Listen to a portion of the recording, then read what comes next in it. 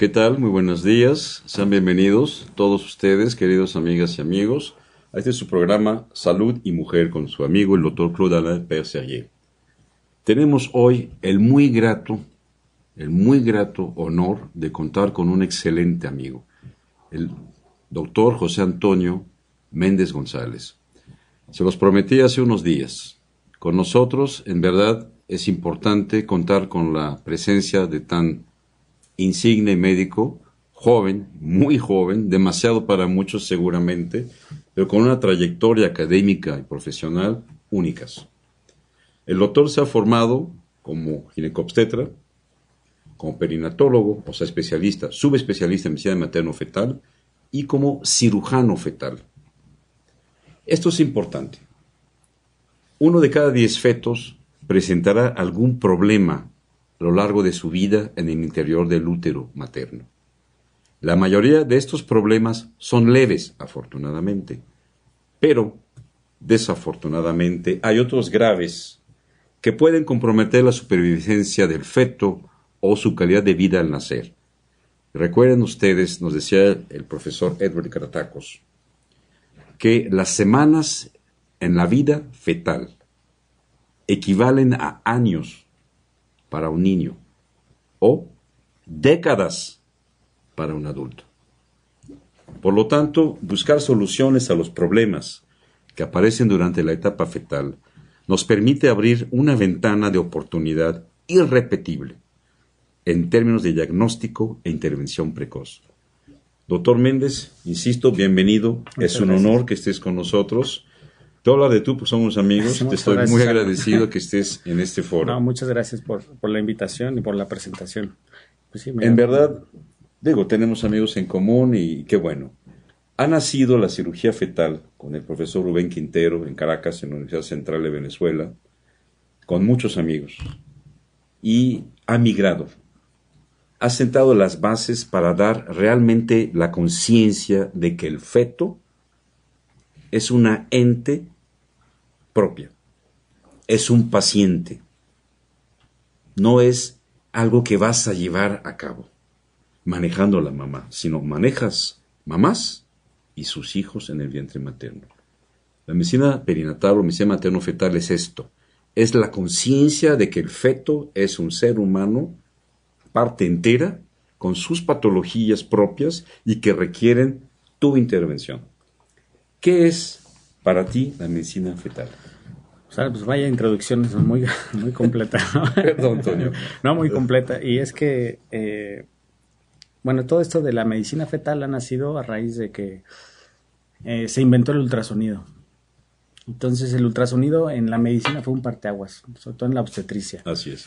Y ese ultrasonido, ya que los papás veían al bebé como paciente, lo podían ver, el médico también lo podía ver, y es a raíz de ahí que al bebé se le consideró como un paciente, ¿no?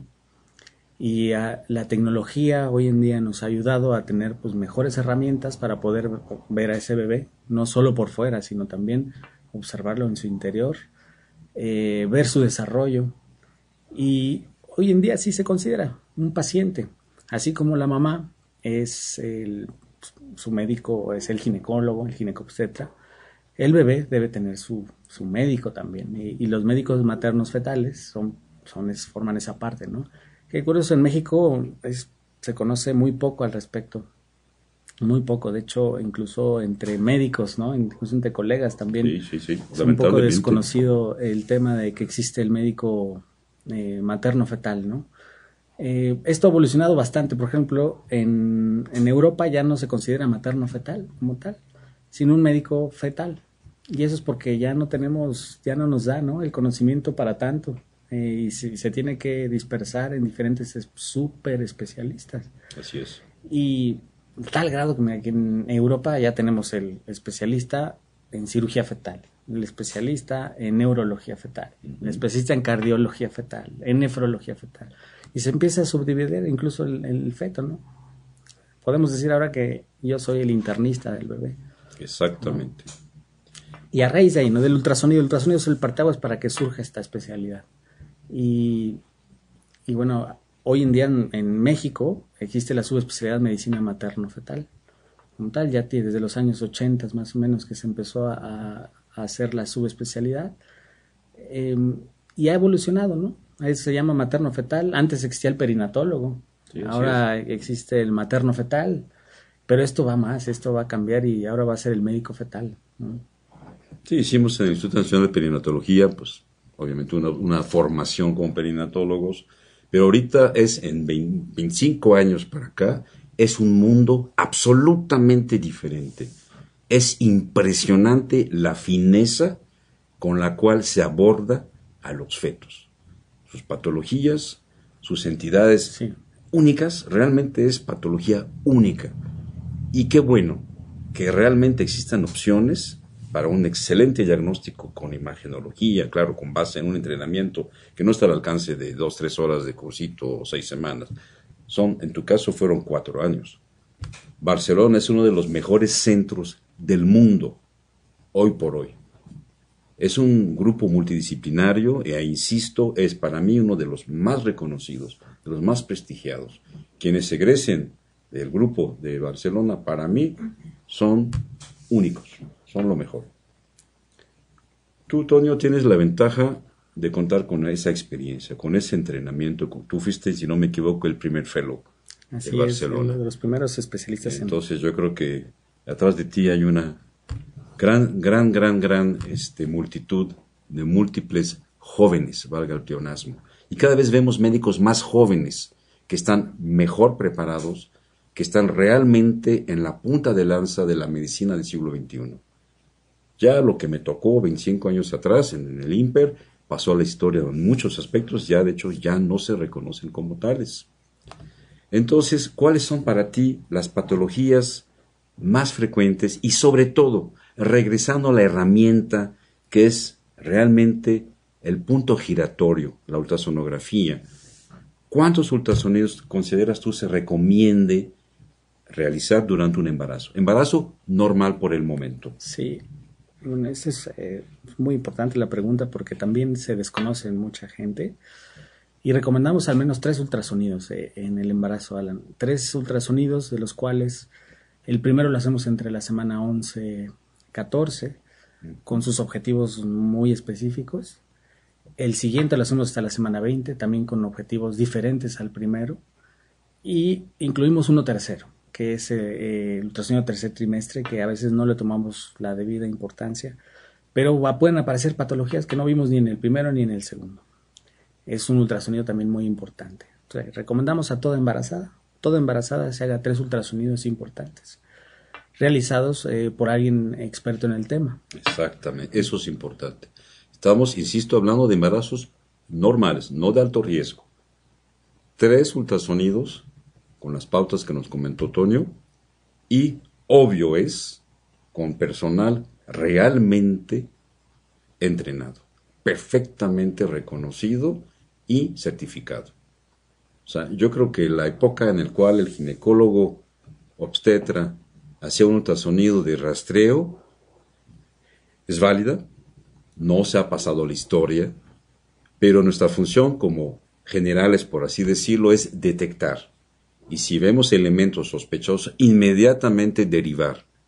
Por favor, no tengamos miedo en derivar una paciente.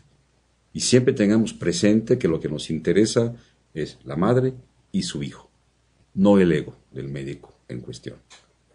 Perfecto. Sí, una de las cosas, por ejemplo, que mencionas esto, Alan, porque una de nuestra manera de trabajar, a diferencia de mucha gente que empieza en el área, saliendo como materno-fetal, pues empiezas a hacer de todo, ¿no? No te dedicas específicamente a tu área. Y eso es un problema, ¿no? Porque sí genera, como dices, un poco de ego y temor a que una paciente se pierda en el camino por derivarla a otro lugar, ¿no? Y por eso uno de nuestro legado en el grupo es la paciente solo la vemos para revisar al bebé, ¿no? Y regresa a su ginecólogo, que ese es el especialista, ¿no? En el resto del embarazo, ¿no? El control prenatal, el ginecólogo lo controla perfectamente. Es el primer contacto establecido entre la paciente y este médico en especial, Y en este caso, nosotros no pretendamos en forma alguna de que se abandone la paciente o su seguimiento. Por favor, no nos malinterpreten. Es apoyarnos para mejorar expectativas diagnósticas y eventualmente terapéuticas con un subespecialista en medicina materno-fetal y en este caso obviamente aparte, por si fuera un plus adicional, en cirugía fetal. Por favor, esto es el concepto de la medicina interdisciplinaria, donde todos somos parte de un conjunto. Y aparte recordemos que el paciente no es propiedad de un médico. Esto es un concepto absurdo. Yo creo que esto debe de haber pasado a la historia. Y es una infracción catastrófica a la más mínima y elemental ética. Si ustedes mandan a una paciente con Toño o con un servidor, se analiza, se diagnostica y regresan. Porque no tenemos por qué infringir nuestros juramentos hipocráticos y nuestro código de ética. Así que olvídenlo, no se preocupen por eso. Y quien se beneficia es su paciente, y en este caso su bebé. No se vayan, regresamos con el doctor Méndez y su servidor, Claude Perserier, pronto después de este breve corte. Hay muchísimo que platicar y esto es un tema que a Toño y a mí nos apasiona, y seguro a ustedes también. Regresamos.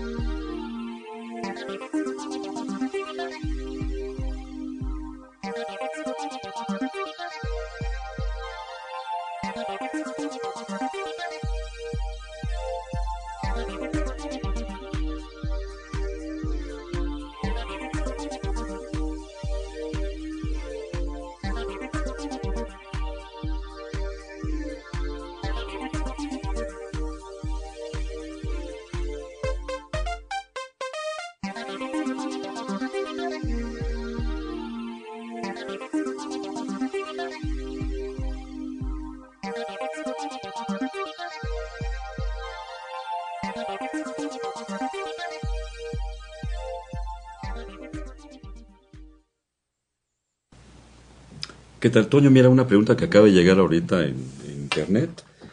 ¿Qué prefieres tú? ¿Tercera dimensión? ¿Cuarta dimensión?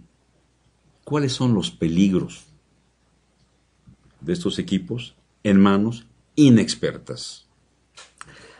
Pues mira, es muy buena pregunta porque siempre la preguntan las pacientes, ¿no? Duele la pregunta, por supuesto. Claro, es decir, ¿qué pasa si le hago muchos ultrasonidos a mi bebé?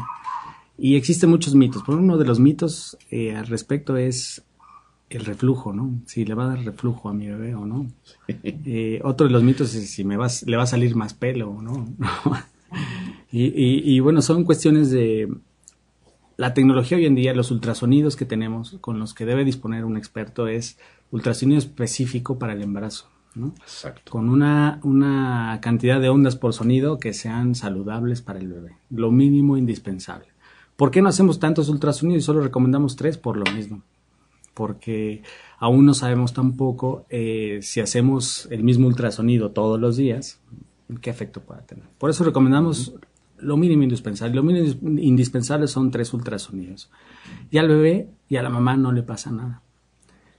Nos quedamos prácticamente en cada estudio aproximadamente como 40 minutos a 1 hora, dependiendo del bebé, pero no le afecta en absoluto, en absoluto. Obviamente hay equipos de ultrasonido que no están diseñados para ver bebés, ¿no? Y ese es el problema. Y ese es el problema. Grave. Hay equipos de ultrasonido que son incluso para deshacer una piedra en el riñón, ¿no? Sí, equipos de litotripsia. Equipo de litotripsia. Caray. Y eso, pues claro que puede afectar a un bebé, ¿no? El equipo, ustedes deben de pensar antes de ir con alguien, de decirle, a ver, el equipo está preparado para ver a un bebé, me está viendo un médico experto en esta área, perfecto, ¿no? Y son las cosas que hay que cuidar.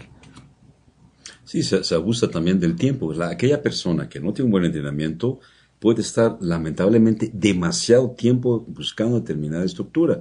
Cuidado, este es el error, es cuando empezamos a tener ya un efecto acumulativo que puede ser deleterio, aunque no haya evidencia absoluta hoy por hoy. Pero se mencionó siempre, mientras así sea, mejor prevenir que lamentar. Definitivamente no va a exponer a un feto. Ahora, generalmente en la consulta cotidiana, habitual de un ginecobstetra, digamos, de primer contacto, se pueden hacer rastreos tal vez no 3 únicos, sino rápidos, cada 3, cada 4 semanas. ¿Por qué? Porque son mucho más rápidos, se buscan 4 o 5 parámetros, sí, frecuencia cardíaca, diámetro parietal, longitud de fémur, circunferencia abdominal, circunferencia. O sea, realmente es muy rápido, son 5 a 8 minutos con un rastreo. ¿De acuerdo? No hay tanto problema. Pero imagínense si yo no supiera y estoy ahí 1 hora, hora y media buscando determinado elemento, las lesiones que puedo yo producir potencialmente a un bebé. Por favor, de esos 3 ultrasonidos, básicamente al final de cada trimestre, ¿cuáles son los elementos que se llevan a cabo, que se están buscando y eventualmente si se busca identificar alguna patología? Claro. Bueno, el objetivo de hacer 3 ultrasonidos y el primero en el primer trimestre entre la semana 11-14, nos enfocamos primero en este de la semana 11-14 nos ayuda mucho primero para ponerle exactamente las semanas y los días a un embarazo, porque tenemos mamás que no saben su fecha de última regla o que se embarazaron muy consecutivamente de uno de otro, o estaban lactando, o estaban tomando anticonceptivos. Así es. O presenta periodos anovulatorios y no tenemos una fecha exacta. Y el ultrasonido en el primer trimestre nos ayuda mucho a eso, ¿no? Ponerle fecha a un embarazo. Y tiene una relevancia muy importante porque a raíz de ahí vamos a ver el crecimiento en adelante del bebé y prácticamente todos los parámetros que utilizamos por ultrasonido se basan en las semanas y los días. Entonces necesitamos saber exactamente cuántas semanas y días tiene el bebé para nosotros saber si está normal o no más adelante. Exacto.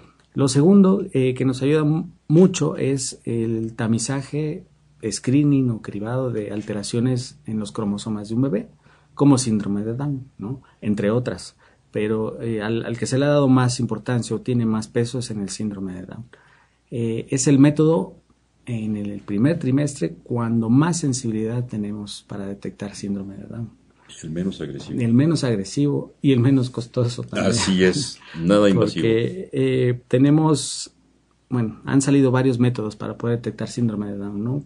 Les puedo mencionar ahora uno que es el DNA fetal libre en sangre materna, que te detecta el 99.9% de los casos. No es 100%, no es un diagnóstico, es un tamizaje muy bueno, pero no es diagnóstico y es específico para síndrome de Down. Pero cuesta $1,500, ¿no? No creo que esté al alcance, de nuestra población, lamentablemente. De nuestra población, y específicamente solo para Down. Bueno, hay que ver costo-beneficio. Realmente no nos sirve. No nos sirve. En términos realistas. Y bueno, y aparte de que este ultrasonido del tamizaje de anomalías cromosómicas, tenemos el tamizaje de otras cosas muy importantes. Uno es la preeclampsia, ¿no? Que como bien sabemos es la segunda causa de mortalidad en nuestro país. Y ¿qué podemos hacer? No solo saber si esa paciente tiene riesgo o no de preeclampsia, sino también poder prevenirla desde ese momento, ¿no? Exacto. Sabemos que si empezamos a dar un tratamiento con aspirina desde muy temprano, nos va a disminuir el riesgo de esa paciente en un 50% de presentar una preeclampsia que mata, ¿no? 50% de reducción con una simple medida preventiva. Tomar una tabletita de aspirina de 75 miligramos, no doy la marca, ¿sí? Por las noches. Simple medida, sin riesgo para la mamá, más que una enorme, enorme aportación de un beneficio. Exacto. O sea, eso es en cuanto, por ejemplo, nos dicen, ¿y solo vamos a ver las estructuras anatómicas del bebé o vamos a ver la anatomía del bebé? No, también podemos ver más allá, ¿no? Claro. Que es lo de la preeclampsia. Es ver si el riesgo, por ejemplo, de que un bebé deje de crecer desde el primer trimestre con las mismas medidas. El ver el riesgo que se puede adelantar el parto desde el primer trimestre. ¿Con qué? Midiendo el cuello del útero. Exacto, ¿no? Su longitud, su longitud, el cervical interno. Todo esto tiene como objetivo el ultrasonido del primer trimestre. Aparte de hacer, por ejemplo, el ultrasonido, recomendamos hacer un estudio de sangre que va combinado con el estudio de ultrasonido, que son marcadores séricos, ¿no? Exacto. Que nos ayuda mucho a esto. Nos ahorra mucho dinero también a las pacientes.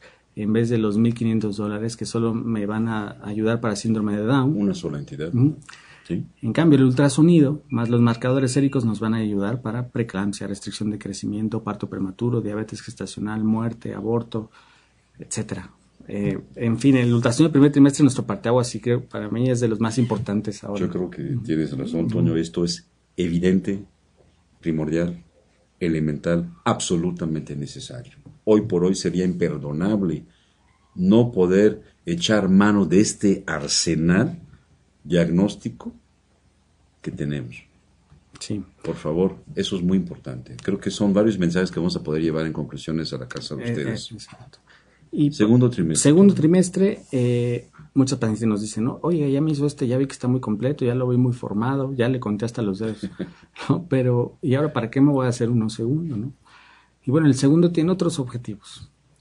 Uno de los principales objetivos es ver el desarrollo cerebral, ¿no? Que el primer trimestre no nos deja ver el cerebro porque todavía no se desarrolla, ¿no? Pequeño, prácticamente. Pero en el segundo trimestre aparecen ya estructuras que no vemos en el primero. Y una de el cerebro es muy importante en los bebés. Y otra cosa, el corazón nos permite verlo de mejor manera, un poco más cerca, más detallado, y empezar a valorar el crecimiento a partir del segundo trimestre. Otra vez hacemos un tamizaje en ese momento de preeclampsia y de parto prematuro. En cuanto a la preeclampsia y el parto prematuro, el ultrasonido en el segundo trimestre tiene mayor sensibilidad que el primero. Por eso recomendamos también hacer el segundo. ¿Sí? Eso es en cuanto al segundo. Después nos dicen, bueno, ya me vio el primero, ya me hizo el segundo, y ahora ¿para qué voy a hacer el tercero? ¿No? Y el tercero es para eso, ¿no? Para ver lo que no vimos ni el primero ni el segundo. Que hay enfermedades que así son. Lamentablemente, ¿no? Es cierto. Hay enfermedades que así se presentan en el tercero y te pueden decir, oye doctor, ¿por qué no me vio en el primero? ¿Por qué no lo vio en el segundo? Bueno, es que hay enfermedades que aparecen hasta el tercero. Porque la evolución natural de cada patología es única. Es única. Y no es detectable ciertas entidades en el primer trimestre. Y eso ustedes como pacientes, como familiares, deben de entenderlo. O sea, la información que se le está proporcionando en este momento parte del doctor Méndez es muy clara, es muy objetiva, es absolutamente verídica. ¿Sí? No somos adivinos, no tenemos la varita mágica que nos permitiría precisar a ciencia cierta el primer trimestre con un seguimiento ultrasonográfico intencional, experto, sin problema. Segundo trimestre sin novedad, entonces nos podemos, por favor, omitir el tercero. No, entendamos la importancia de cada uno de estos tres elementos en estas tres distintas etapas de la gestación. Y realmente son complementarios. No hay que tomarlos como elementos aislados, porque entonces tener ustedes información incompleta y por ser imprecisa, el riesgo no se podría cuantificar y por lo tanto mitigar. Por favor, 3 trimestres igual 3 ultrasonidos, cada uno buscando objetivos muy concretos. Sí, son objetivos muy concretos y distintos, ¿no? Y en tercer trimestre nos ayuda mucho también para el peso del bebé, ¿no? También 1 de cada 10 bebés, por ejemplo, puede presentar peso bajo, ¿no? Que tiene implicaciones a la larga muy importantes. Así es. No es solo nació chiquito y, bueno, ya crecerá fuera del útero, sino nació pequeño, tiene secuelas neurológicas, tiene todo, sí, todo una serie de patologías. Y es hipertenso de adulto, se infarta más joven, etc. Tiene muchas implicaciones importantes, ¿no? Absolutamente. Situaciones que hace 25 años, en mi época, no sabíamos. No sabíamos. Por eso les digo que es muy importante estar no solamente actualizados, sino realmente en manos expertas. Gente que se ha formado, que sigue información, que sigue enseñando de hecho y que está actualizado por definición. Tenemos mucho que aprender unos de otros Todos somos, insisto, un elemento multidisciplinario, somos un conjunto de personas. Pero, por favor, podemos hablar más adelante de genética, de muchas cosas. O sea, por favor, esto es muy, muy importante que entendamos, ¿sí?, la preeminencia de un excelente diagnóstico por una persona como Toño, el doctor Toño Méndez, en cada una de las etapas de su gestación, para que tengamos un óptimo y feliz desempeño y un resultado que ustedes se merecen. No se vayan, regresamos por favor nuevamente en un breve momento con este corto y con el Toño Méndez, que tenemos mucho, mucho que aprender y platicar. Excelente, excelente. Mucho de Toño, qué hablar. gracias. No, gracias. Por favor, aquí regresamos con ustedes. ¿Cómo lo vas viendo? Bien, bien, bien. ¿Sí? Okay. Bueno, está perfecto. No vamos a poder.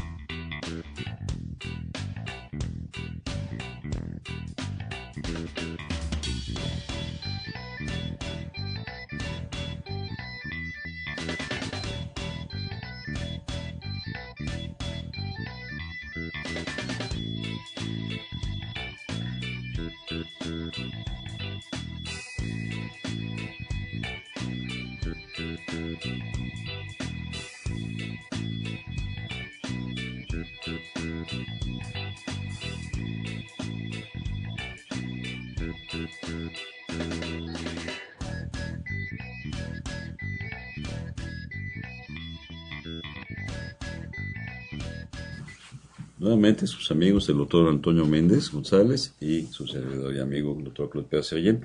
En este es su programa Salud y Mujer. Estamos hablando de medicina materno-fetal y vamos a ver más adelante, podrá hablar de cirugía fetal. Ya se hablaba de los objetivos de cada uno de los tres principales elementos diagnósticos. La detección de ciertas patologías con base en ciertos marcadores muy precisos, primero, segundo y tercer trimestres. Ya, ¿cuáles serían los tratamientos? Por ejemplo, para preeclampsia, ¿qué acciones? Tú mencionas la aspirina, dosis 75 miligramos, desde el primer trimestre. Pero, por ejemplo, otras entidades que tú diagnosticas en el primer trimestre, luego en el segundo, luego en el tercero, por favor. Por ejemplo, esta preeclampsia que ya se mencionó, lo de parto prematuro, por ejemplo, si encontramos una longitud del cuello del útero, cuando lo medimos vía vaginal, el cuello del útero, y nos mide menos de 2.5 centímetros, esa mamá tiene riesgo de que su bebé nazca antes de tiempo. Y utilizar un medicamento vía vaginal a partir de ese momento hasta el final del embarazo va a disminuir igual la posibilidad de un parto prematuro en un 50%. Que con todo lo que ello implica con para todo este lo que bebé. ello implica. Y también para la pareja. Y, por ejemplo, en nuestra parte, en la obstetricia, siempre es nuestro talón de Aquiles la prematuridad, ¿no? Es uno de los problemas más importantes, no solo en nuestro país, sino en todo el mundo.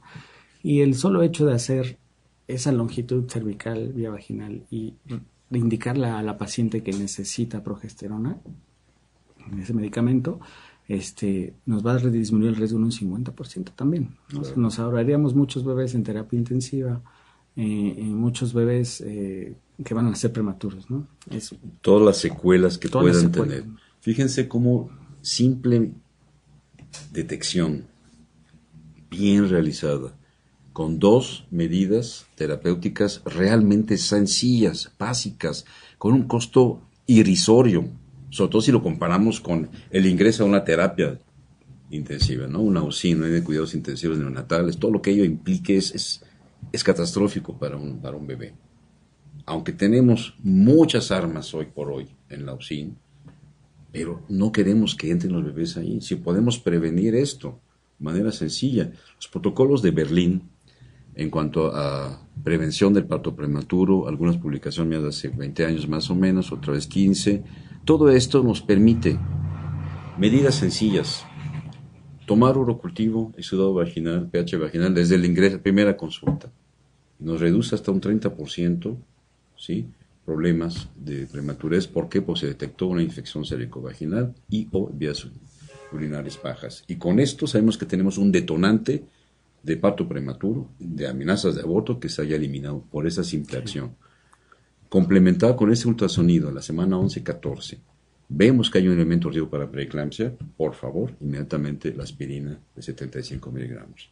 Tenemos una longitud cervical reducida, agregamos 100 o 200 miligramos de progesterona por vía transvaginal y tenemos otro factor que van a reforzar acciones preventivas, pero extremadamente positivas, evitando que un pequeño nazca antes de tiempo, prematuro, pretérmino, con, insisto, todo lo que ello implique. ¿De acuerdo? ¿Qué más? Estamos avanzando con elementos concretos muy útiles para nuestras pacientes. Y bueno, estas son medidas preventivas muy importantes. Y en el segundo trimestre viene otra medida muy importante, ¿no? Que es no solo darle malas noticias a la mamá, ¿no? Que es decir, no se trata de dar noticias, sino de dar la verdad. Tu bebé viene de tal manera, bueno, hay pacientes que nos dicen, bueno, ¿de qué me sirve que me detecten algo si no le van a poder hacer nada a mi bebé? Uh-huh. ¿No?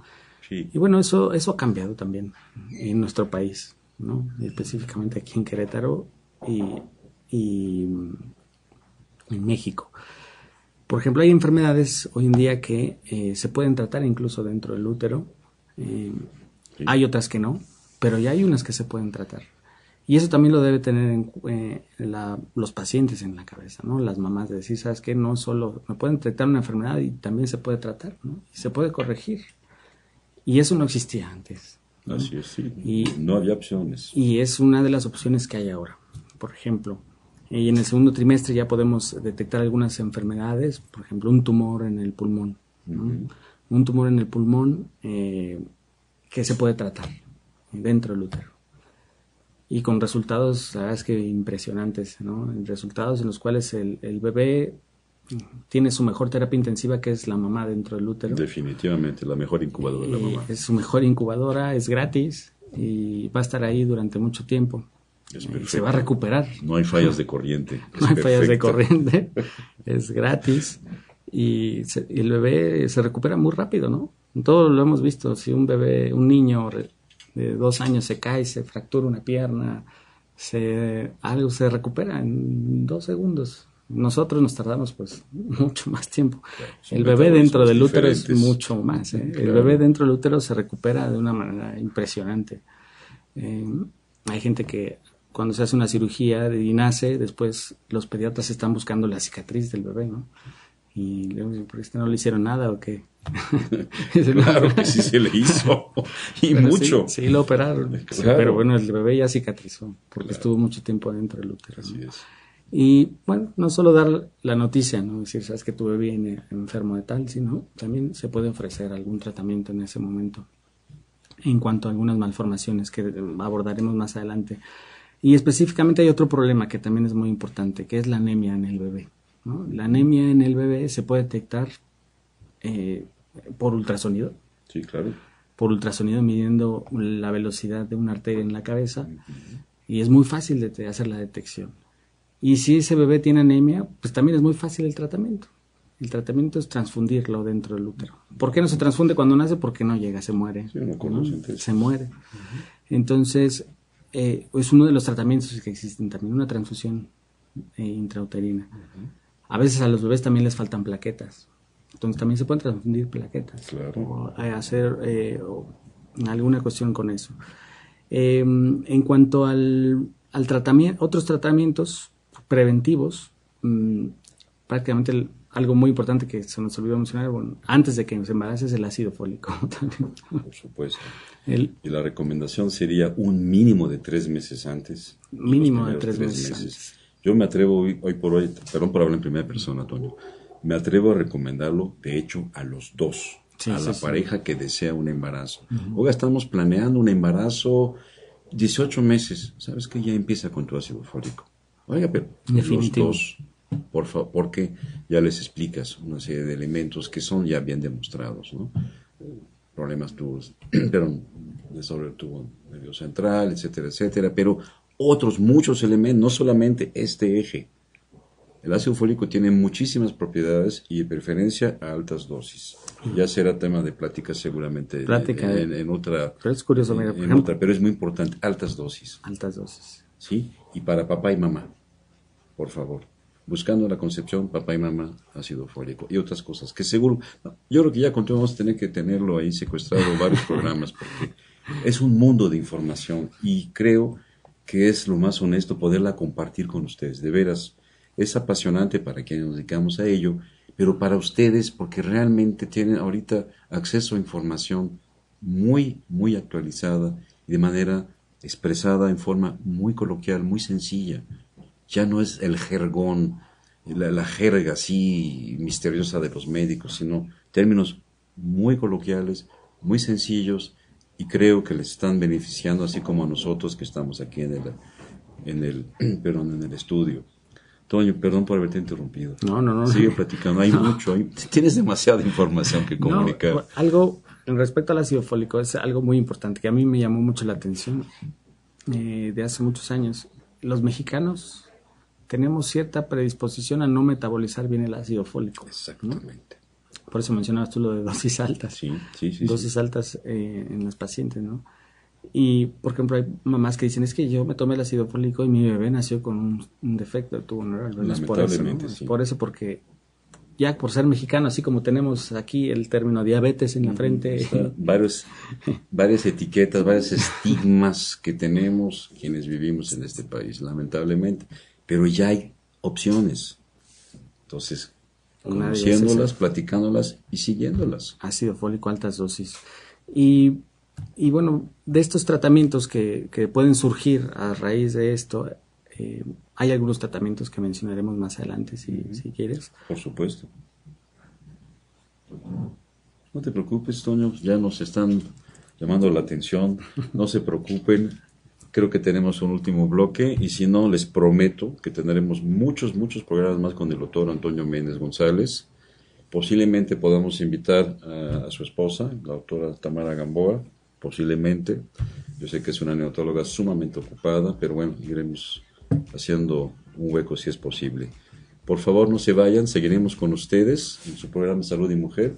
Sus amigos, el doctor José Antonio Méndez González, su servidor Claudana PSAY. Nos vemos pronto.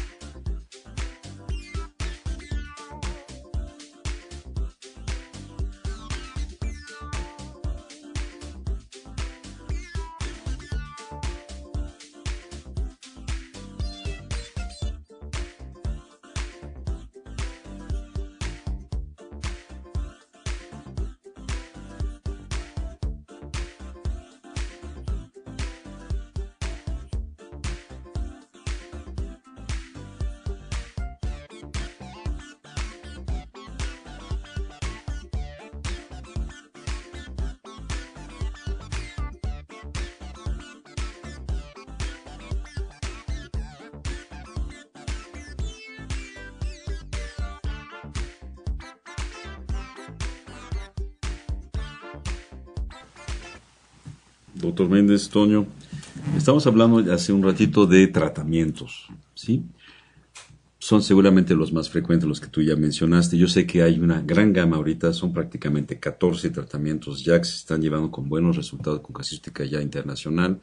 ¿Cuáles son sus resultados en México, concretamente? Pues mira, en México empezamos a hace 2 años a realizar las intervenciones fetales. Llevamos alrededor de 300 intervenciones. Excelente casuística. Realizadas de 2 años para acá. Y cuando mucha gente nos dice, ¿y por qué han hecho tantas intervenciones? ¿No? Si, ¿a poco hay tanta gente en Querétaro? Yo no, esa no es la razón. La razón es porque nos hemos dado la tarea de difundir en el resto de la República que existe un tratamiento para ciertas patologías. Más o menos 300 cirugías en 2 años, de las cuales las intervenciones más comunes, la más común que realizamos es cuando hay unos gemelos que comparten una placenta, que son los famosos gemelos idénticos. Nosotros en México coloquialmente los conocemos como gemelitos, ¿no? No cuates, los cuates que te dicen. Sí, son diferentes. Son diferentes, claro. Los que son idénticos. Esos que son idénticos, pues a veces tienen la mala fortuna de compartir placenta, y en esa mala fortuna de compartir placenta, a veces uno le toca gran parte y otra pequeña parte, y están en la lucha del más fuerte. A ver quién jala más sangre, la placenta. Uno le roba al otro. Uno le roba al otro. Y se puede morir tanto el que le robó como el que se quedó sin sangre. Como el donador. Los dos se pueden morir. Es. Son los típicos casos que decían, es que yo tenía un embarazo gemelar y de repente se murieron los dos. Entonces, eso puede ser una razón. ¿Qué es lo que se hace? Bueno, esta cirugía pues fue desarrollada primeramente por el doctor Rubén Quintero en Estados Unidos. Es venezolano, pero está en Estados Unidos. Miami. En Miami.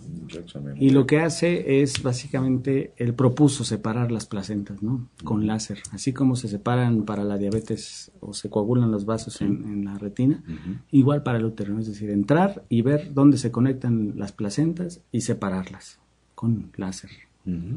Y esa es la cirugía más común, no solo en México, sino en el mundo. A nivel ¿no? mundial, sí, así es. Y esto ha dado mucho auge también porque en México tenemos una cantidad brutal de clínicas de reproducción asistida y ha aumentado muchísimo, ¿no? La incidencia de embarazos gemelares. Y una de las complicaciones de los idénticos, que los vemos muy monos en la tele, ¿no? Cuando están igualitos, ¿no? Pero tienen complicaciones, ¿eh? Y muchas. Más o menos sabemos que un 20% de estas pacientes embarazadas de gemelos idénticos pueden desarrollar el síndrome de transfusión feto-fetal, que es esta enfermedad. Exacto. Y es la enfermedad más común. Esa es la enfermedad más común que tratamos, separación con láser. ¿A qué semana lo hacemos? Lo hacemos generalmente en la semana que se detecta. Claro. ¿A partir de qué semana se podemos detectar? A partir de la semana 16 en adelante. Con excelentes resultados. Los resultados, prácticamente nosotros como grupo en medicina fetal lo que se intenta hacer es tener los resultados y publicarlos. Y publicar tal como es, ¿no? Así como hay intervenciones que van muy bien, hay otras intervenciones que no van bien. Siempre ponemos, por ejemplo, esto de la cirugía fetal es en bebés que tienen algún riesgo de muerte dentro del útero. Así es. No para bebés que les va a ir bien afuera del útero. Por ejemplo, pongo un ejemplo muy claro, es el labio y paladar, ¿no? Que es una pregunta muy frecuente. Diciendo, ¿y el labio leporino el labio hendido se puede operar? Pues no se puede operar dentro del útero. ¿Por qué? Pues porque no le va a comprometer su vida. No se va a morir dentro del útero. Ya si hay otras enfermedades, ¿no? Gastrosquisis, onfaloceles, que no se pueden... Valvas ureterales. Ese es otro problema. Más o menos de casos de transfusión feto-fetal se han operado en México como 100, hemos operado como 100, un poquito más. Hay otro problema, el que mencionas ahora, el de las valvas ureterales posteriores. Esto es el bebé, lo vemos desde el primer trimestre con una vejiga enorme porque no puede orinar. Exactamente. Y como no puede orinar, la orina se regresa hacia los riñones y a los riñones los deshacen, ¿no? Los riñones no funcionan. Y el único problema es que está tapado con una telita en la salida de la uretra. Es un problema menos común que los gemelos, pero también existe. ¿Qué condición debemos de tener? Debe ser un varón, ¿no? Debe ser un varón primero, tener la megavejiga y no tener malformaciones asociadas. Esto es muy importante, que también respecto a las intervenciones fetales, siempre cuando nos llega una enfermedad así, lo primero que hacemos es ver que no tenga una otra malformación asociada. Cuando hay otra malformación asociada ya no es candidato a intervención. Si le hacemos un estudio de cromosomas al bebé y tienen una anormalidad, ya no es candidato a intervención. Exactamente. Si está fuera de las semanas que es, ya no es candidato a intervención. Debemos reunir ciertos requisitos para poder hacer eso.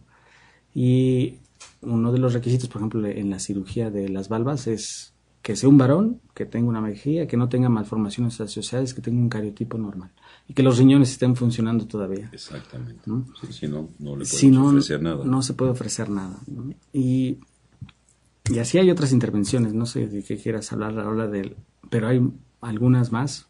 Unas de las que se han hecho recientemente y podemos decir que son con sello mexicano. Ahí está, sí. Bien, eso es interesante. Estas son nuevas en el mundo. Les pasamos una premisa a nivel mundial. Son nuevas en el mundo. Esta intervención fue realizada por el doctor Rogelio Cruz, que es mi compañero en el grupo de medicina fetal. Y bueno, tú sabes que a veces hay bebés que nacen con tumores en el cuello, ¿no? Así es. Tumores gigantes que sabes que ese bebé cuando nazca pues no va a poder respirar porque está tapada la tráquea, el tubo que va de la boca a los pulmones. No permite el paso de aire hacia sus pulmones. No permite el paso. Entonces esos bebés, lo que se hacía antiguamente era una técnica que se llama exit, que era sacar la cabecita del bebé y todavía el bebé conectado con la mamá en la placenta de la mamá, en una cesárea, anestesian al bebé, le ponen una anestesia al bebé, se duerme y el cirujano, el neonatólogo llega para tratar de quitar el tumor. Pero pues es complicado. La paciente pues está con anestesia general, hay sangrado del útero en una cesárea, son intervenciones muy largas, a veces no se puede intubar, muchas de las veces el bebé termina muerto, ¿no? O a veces también la mamá. Sí, lo que te iba a decir también la mamá, obviamente su tiempo quirúrgico anestésico se incrementa, la morbilidad aunado a la mortalidad también. Entonces se pensó en ese momento en un tumor gigante del cuello, ¿por qué no intubamos al bebé dentro del útero antes de que nazca, ¿no? Y se pudo realizar con éxito ya en 2 ocasiones, ¿no? Es algo que ya se hizo en México, el bebé ya nace intubado. Ya no estás con la presión del anestesiólogo, la presión del sangrado, la presión de que el neonatólogo tiene que hacer algo, y nosotros nos podemos tardar el tiempo que queramos dentro del útero, si ya van a nacer el bebé. Claro. Esa es una técnica que se hizo, es mexicana, ¿no? Y ya ha tenido mucha aceptación a nivel internacional también. Y esta es 100% mexicana, ¿eh? Nadie en otro del mundo lo ha hecho, nadie, a nivel internacional. Otras de las cosas que se han hecho mucho en nuestro país es tumores en el bebé, del pulmón. Cuando hay un vaso que irriga ese tumor, se puede meter a través del útero. Algo importante en estas intervenciones, que es importante que lo sepa la gente, es que no son mínimamente invasivas. Sí. ¿A qué me refiero con eso? Que no se abre. Yo creo que les prometo, en nombre del doctor Méndez, que podamos pasar en un programa próximo videos que ustedes puedan ver las maravillas que se están logrando, para que juntos podamos realmente analizar que no son solamente palabras, ¿sí? Son cirugías que se están llevando a cabo, que tienen los resultados que ya está comentando Toño, y se están salvando vidas. Y el salvar vida para nosotros como médicos, créanme, que es el logro máximo. Perdón, Toño, perdón, amigo. No pasa nada. Bueno, pero es que esto sí siempre nos preguntan, oiga, y la cirugía fetal, ¿te la imaginas como que abren a la mamá, sacan al bebé, lo vuelven a meter? No es así. Antes se hacía así. Sí, hubo un tiempo. Antes se hacía así. Afortunadamente ya todo es endoscópico. Que nos platique, Toño. Antes se hacía con la mamá abriéndola, ¿no? Y al bebé sacándolo, volviéndolo a meter. Pero ahora se ha dejado de hacer. ¿Por qué? Por muchos riesgos que tiene. Mortalidad muchos impresionantes. Riesgos. Y esto fue más en Estados Unidos. En Europa se empezó la técnica endoscópica, es decir, meter solo un tubito pequeñito, una camarita, y a través de ese tubito puedes meter materiales para operar, ¿no? Y eso es en Europa. Bueno, es por eso que fuimos a Europa a aprender estas cosas, ¿no? Y en Barcelona estuviste en la mejor escuela, según yo. Es una de las escuelas más importantes. Para mí es uno de los 3 mejores grupos del mundo. De medicina fetal es uno de los grupos más importantes. Con resultados impresionantes que tú pudiste vivir, aprender, te los trajiste para acá y ya están haciendo en tu grupo resultados con primicias que les platicabas hace unos minutos. Así es. Sí, el Grupo de Barcelona es un hospital que es de los que más publican en el mundo. Sí, así es. Ahorita. Uno cuando está ahí, pues está en el borde del conocimiento y lo que se va a publicar pasado mañana, y es impresionante, la verdad, lo que se trabaja ahí. Lo que queremos es simularlo en México. Claro, y lo estás logrando. Lo que queremos es simularlo en México. Apenas somos un pequeño grupo, tratamos de hacerlo también multidisciplinario. No solo somos el doctor Rogelio Cruz, que es el principal cirujano fetal, ¿no? Estamos yo, que ayudo a las intervenciones. Estamos con un genetista que se dedica mucho a la asesoría de estas pacientes. Tenemos una psicóloga que siempre cuando damos una noticia, pues requiere apoyo. Requiere apoyo, ¿no? Uno como médico trata de ayudar, pero también necesitan gente experta en el tema. Y necesitas un psicólogo, necesitas una enfermera especializada, necesitas pues mucha gente que está alrededor de ti. Y no solo apoyados nosotros solitos, sino estamos apoyados a través de la Universidad Nacional Autónoma de México, del Instituto de Neurobiología de la UNAM, en el cual podemos a todos estos niños que les vemos con un factor de riesgo dentro del útero o que fueron operados dentro del útero. La UNAM tiene un instituto que es único en el mundo, que también es importante decirlo, que reciben a todo bebé y los intentan estimular desde que son chiquitos para que no tengan secuelas a largo plazo, ¿no? Es un grupo. Entonces la UNAM, el Hospital de Especialidades del Niño y la Mujer, los bebés que necesitan una intervención más adelante, que ya nacieron, pues se van a un hospital infantil. El hospital que nos ha apoyado mucho en estos casos, el Hospital Infantil de México, en la Ciudad de México. El Hospital General nos ha apoyado a recibir a algunas pacientes. En fin, se ha hecho una red muy importante de médicos, ¿no? Multidisciplinaria. Multiinstitucional. Multiinstitucional. Yo creo que es la única filosofía positiva. O sea, solo es imposible hacer lo que están logrando ustedes. Sí, increíble, ¿no? Te puedo comentar algo muy curioso. Antes de irme del país, había médicos que me decían, maestros míos, ¿no? Que me decían, es que ¿cómo vas a hacer eso? Te vas a morir de hambre. Yo como ginecólogo he visto un caso en 30 años, pero no, si ahora que regreso a México, sabíamos que teníamos que hacer esto abierto, ¿no? Y ofrecérselo a pacientes de todos los recursos, de todos los niveles. ¿Por qué? Pues porque es así como tenemos acceso a muchas pacientes, ¿no? Porque en el Hospital del Niño y la Mujer, una de las razones por las que estamos en Querétaro es que el Hospital de Especialidades del Niño y la Mujer aceptó a pacientes de todos niveles de salud, ¿no? Ya es que nuestro país está dividido, IMSS, de todos lados. Sí, así es.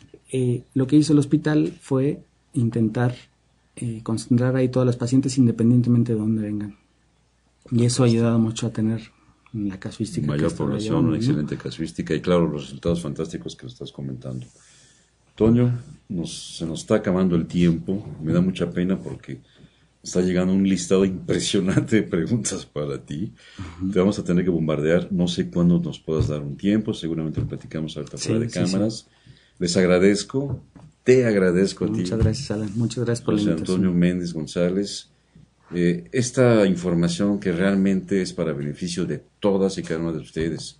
Por favor, el ácido fólico, la aspirina, los ultrasonidos, ¿sí?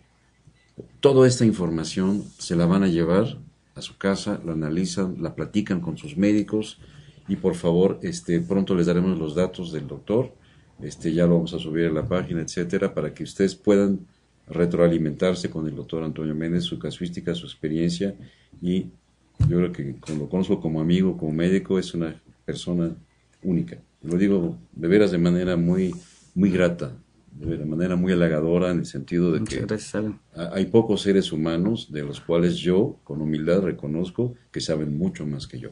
Toño, ha sido un placer estar contigo. Muchas gracias. Y de veras te agradezco y espero que nos des otro tiempo. Yo sé que para ti es bien difícil.